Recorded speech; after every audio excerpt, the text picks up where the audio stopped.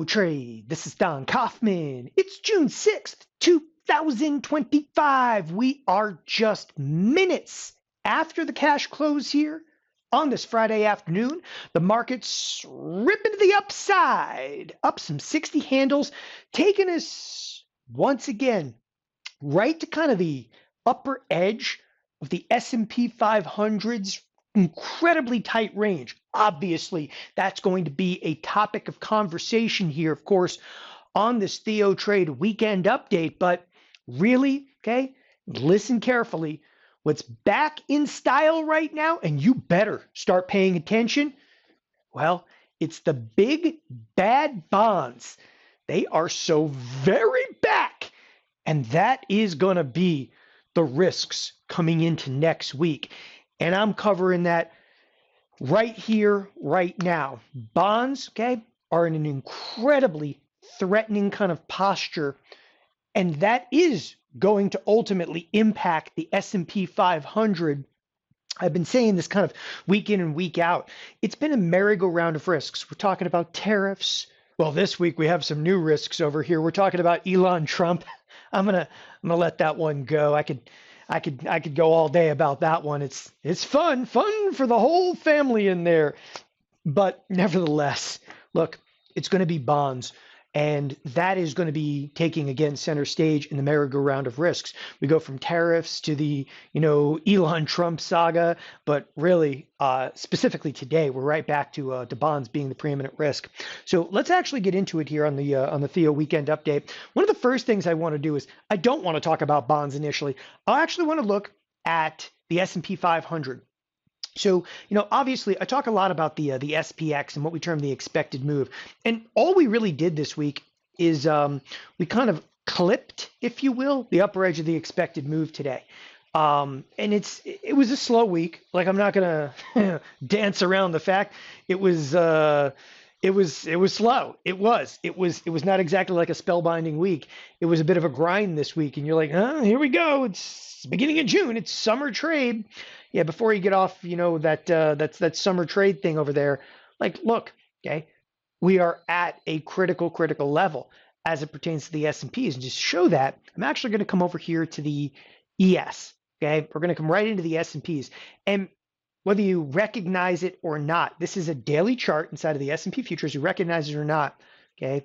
Ladies and gentlemen, it does appear that we're back inside of what we term a volatility box. Let me actually break this down for you and give you the exact levels in here, because that to me is, when it pertains to the S&Ps, okay, I know, look, we could talk about Tesla. It sold off 15%. Yeah, newsflash, everybody knows. and it rallied another like 4% today, okay? And tech is leading this thing. But what not enough people are focusing on right now, and you need to focus on, is the S&Ps, okay, are actually trapped right now in what we term a volatility box. It's usually, before I start calling it a volatility box, you got to be like kind of 3 weeks, okay, inside of a very definitive range. So what I'm doing here in the S&Ps, and I'm going to kind of supersize it on the screen for you. What I'm doing here is I'm in the S&P futures. I'm in a 30-day 1 hour. I like my 30-day 1 hour. You don't have to like it. I like it. Pretty much the bottom of the range has been about 5,800 on up to exactly and precisely where we're presently trading. Okay, welcome to the box. So why do I call it a volatility box? I call it a volatility box because what you start doing in these boxes is kind of just pinging back and forth. And when you're inside a volatility box like this, it is incredibly important, first of all, to know. And by the way, I know that some people are probably listening to this. They're like, I don't care. I trade Walmart, or I trade Palantir, or I trade Meta. The entire marketplace right now, I don't care what stock you're in, the entire marketplace needs to understand, okay, how dangerous some of these volatility boxes, okay, have been recently, okay, and what it really amounts to. We're in a range right now, and the range is this is a tight one, okay? The entire range extends basically from 6,000 in the S&Ps, okay, down to about 5,800. It's a 200-point range. We have not, but for a brief and fleeting moment, been outside of a 200-point range. Basically, we jumped into this thing, okay, about May 11th. So somewhere right in here, we jumped into the box. What's in the box? Okay, you are. But you jumped into this about May 11th. And you recognize, okay, come Monday, you're basically a month in there, okay? You're basically a month in there. So why is it so important to kind of understand the volatility box? As I said, we kind of ping back and forth. What's really going on kind of behind the scenes, something that people don't realize, is we start, okay, really picking up and accumulating like open interest and options. When you don't trade out of the same exact range, all you do, okay, is start to actually build risk and build risk and build risk and build risk. And it is ultimately then becomes, okay, an extraordinary like binary event. We could explode to the upside or explode to the downside. We're building that risk right now, okay? And that's why it's so important. Now, the aspect that, of course, everybody's going to ask me is, okay, which way? Which way? So I have a tremendous amount of data, okay, on volatility boxes, 3 weeks or more inside of the same range in the S&Ps, okay, where we're kind of pinging back and forth. It is a very, you're not going to like this answer. It's a very binary event. Binary event basically means when we pop outside of it, you can pop and all of a sudden, boom, you explode to the upside, opens up a window to the upside or to the downside. Okay. What we've actually done the last couple of times we were in the volatility box, interestingly enough, we initially ripped to the upside and then collapsed back down. That's actually been the last several times we've been in the volatility box over here. The one other aspect I really want this to resonate with you. It doesn't matter whether the upper edge of the vol box or the lower edge of the vol box. As long as you're still inside of the box, nothing matters. I mean, you're just pinging back and forth. So even though you see us at 6,000, you're like, this is it, baby. We're going to break out. Well, yes, because we're at 6,000, yeah, there's a better chance of, breaking out to the upside over here. Neither here nor there. Until that breakout actually occurs, it's all for nothing. And I'm dead serious about that. It's for nothing. You had volatility box actually forming, okay, in early May over here. And by the way, you can go back and you look at like a 180-day 4-hour and 180-day 4-hour. Let me show you another one. Okay, and how violent this one was when it ended. Okay, just take a look. This is actually a pretty considerable volatility box that actually briefly broke to the upside before getting absolutely annihilated. I mean, the market was still technically in the vol box, okay, until right in this neighborhood here, and got absolutely annihilated to the downside. And let's be clear, that was before anybody even flinched at the word like tariffs and so forth. So there's been some big, wild volatility boxes in recent history, and we kind of popped to the upside before absolutely collapsing back down. So again, you guys can kind of do some of your own homework in here. This one is it's an incredible period of time, though. We were actually trading literally from 5,800, but this is a little bigger. We're 5,800 almost to 6,200 right now. Okay, right now you're like 200 points. 200 points. I mean, it's wild, right? And that's, again, this is something that you don't want to overlook. And the reason you don't want to overlook it, and I can't overstate about the volatility box, you got to understand that when we break it, right, it's going to impact everything. Like, look at the correlation in this marketplace today. So the correlation, you basically have 90 stocks out of the S&P 100 trading to the upside. So people will say like, oh, when are we going to break it? When we start correlating like we are right now, there's a much higher probability of breaking through the volatility box.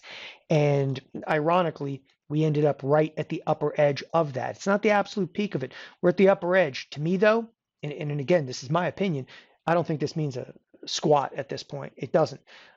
Because we're at the upper edge of it, we still haven't actually broken through.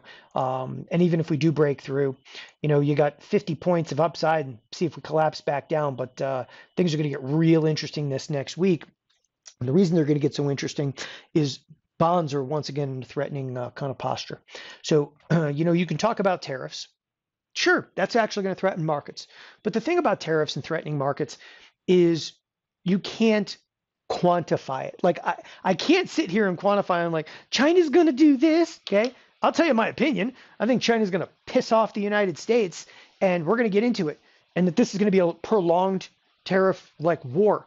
And on that front, I'm going to talk about this in a moment. The tariff saga kind of continues. Okay. I think volatility is really low in the S&P 500. Okay. Versus some of the risks. Again, I'll come back to that in just a moment. Before I actually get there, the bonds. So why do I give, two craps about the bond market, which a lot of people aren't really familiar with bonds? Because what's going on right now is the bonds had another big sell-off today. And what a sell-off in bonds does, okay, is it raises interest rates. Ladies and gentlemen, welcome to interest rates. This is the 10-year. Okay. Now, again, whether you follow rates or not, like I think pretty much if you're in this marketplace, you understand, like what the 10-year is, like what all your mortgages are based on. Even if you do a 30-year mortgage, still based on like a 10-year. But I know this says 45, but what it means is 4.5%. So we actually clipped above 4.5%. That's been kind of like a big trigger point. And it's been a trigger point for Scotty B up there at the Treasury. You start to get about 4.5%. The issue is rolling debt over. So the U.S. Treasury starts to roll debt. They're rolling debt into a cataclysmically high 10-year. You would think, like historically speaking, oh, the 10-year has been a lot higher than that. In fact, if you take a look, here's the max history of the 10-year.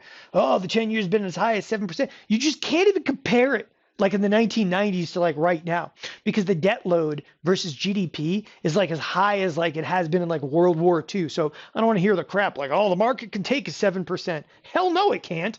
Okay, not even close. Starting to get about 4.5%. Everybody should start to get nervous because the interest rates that high, like, look, it may not necessarily stall out Apple's progress. Okay, Google doesn't care. Okay, Google got Gemini. Meta is ridiculous, but whatever. It's not really going to impede upon them. Okay, but it is going to cause some real nerves. And I think what you're going to get if the bonds start slipping a little bit lower, some big firms are going to flip over to the short side. You're going to get some bond vigilante-isms, and you start to break through 110, and we are like one or two trading sessions away from that. You start to break through 110, okay, on the ZB, and I'm going to tell you right now, all hell will break loose in the S&Ps. Those S&Ps will break lower. The market, it can't take it right now. Like, there are a lot of risks. And again, I'm just going to bridge right into the volatility. There are a lot of risks in this marketplace. Okay. I think that every one of us see. There's like tariff risk. Right now, there's interest rate risk. Okay. There's a lot of geopolitical war risk still out there. And yet, okay, the marketplace dropped today into a 16.77 vol. That one shocked me. Now, listen, the VIX, I'm not a huge proponent of the VIX, but the fact that the VIX is actually back down to the 16 handle absolutely shocked me. Because, and I'm going to say this in the context of like the Trump administration, okay, with the Trump administration, they're a volatile entity. I think the volatility should be 17.5, 18 at least for the next 4 years. Like it's a volatile administration. Like they could tweet it any time. And I'm just going to tell you for what it's worth. And again, it might be my opinion, and that's fine. You don't have to listen to it. Volatility may be way too low for some of the risks I think that we're facing. Okay, and that's saying a lot, but if you look at the volatility futures are pricing July VIX. So like the July version of the VIX would be at 20. The August version of the VIX would be at like almost 21, right? And SEP is all the way out to 21.32. The point that I'm trying to make is the volatility is still, it's pricing the future vol considerably higher. This is actually what we term contango. And it is pricing the volatilities a little bit higher. But overall, just looking at volatility, I'm kind of shocked that it's as low as it is. And I think that's advantageous. And I'm going to tell you right now, how do you make that advantageous? So you can buy like a VIX volatility spread. That's something I'll do, next week right here at TheoTrade. Like as long as we don't open up into hell in a handbasket on Monday, I think I'm going to be able to buy like some type of VIX spread. Okay, I think VIX is very close to a bottom, even though the future VIX is already pricing close to 20. I think I can actually still advantageously buy a VIX vol spread. But in the SPX as well, okay, something I cover constantly is this expected move. And check this out, like next week, okay, and this is a viable expected move. Next week, when we have a $90 expected move, 90 bucks, you kidding me? Okay, Elon Musk, and the bromance caused that kind of volatility in the S&Ps. Oh, see, I had to work it in there a little bit, just a little bit. Okay. By the way, who you guys going with? Huh? You siding with Elon, Trump? Huh? Which one are you going to live with during the divorce over here? You're going to live with Elon, or you're going to live with Trump? All right, I'll leave it at that. I seriously could go all day long on that one. It's over, people. It's over. Okay. Their relationship is over. And it broke up like a relationship. Anyway, in the SPX, as I say, we clipped the upper edge of the expected move. But last week in the SPX, we had $107 of expected move. And we hit every ounce of $107. Things kind of feel slow, kind of feel like it's getting into summer trade. But the expected move now is $90.34. And again, I just want to be so clear about this. I'm taking the over. I think we're going to move a hell of a lot more than $90 because I need only look at the S&Ps, okay? All week next week, they're expecting this $90 move. Look at the S&Ps today. When I say today, like the S&Ps, their low was 59.30. Their high was 60.25. Okay. Hello. We moved basically 100 points. When? Today. We moved 100 points today. So, pardon me for saying this. How the hell is all next week supposed to be $90? It's not too often I say this, but you can go out, probably buy a straddle, okay, and make some money. We'll see. We'll see. Again, things are pretty wild out there. So, you got a lot of risk. Still, and again, I don't care about earnings. I don't even care about the economic reports. You got a lot of risk ahead of us. Okay. Then we're going to start talking about triple witching soon. You got a mess. The tariff saga, I think we're actually going to, it's going to continue a little bit this week. As I said, in my opinion, volatility just feels too low. Okay. And that's a big step for me to say that. Like most of the time I look at volatility, I'm like, hey, just listen to the marketplace. Well, in this case, okay, I'm listening to the marketplace and I'm sorry, I just don't think $90 is enough of a move to be priced in. Okay, that marketplace can move $100 in a freaking day. Don't tell me it's only going to move $90 all next week. And I know it's inside the $90 range. Okay, but again, I think it's pretty advantageous to look at purchasing some volatility at this point in time because you start looking around the marketplace, like the VIX got really low. Okay, you look to the bottom of the screen, the VVIX. The VVIX is like the lowest it's been in a really, really long time. That's the volatility. Like nobody's hedging. All of a sudden, everybody just assumes no matter what happens, it's all going to be okay. Guess what? Me, I'm going to take the other side of that. It's not okay. The big bad bonds are back. Volatility looks too low. And the tariff saga, it continues. Thanks, everybody, for joining us here at TheoTrade. Have a wonderful weekend. Bye-bye.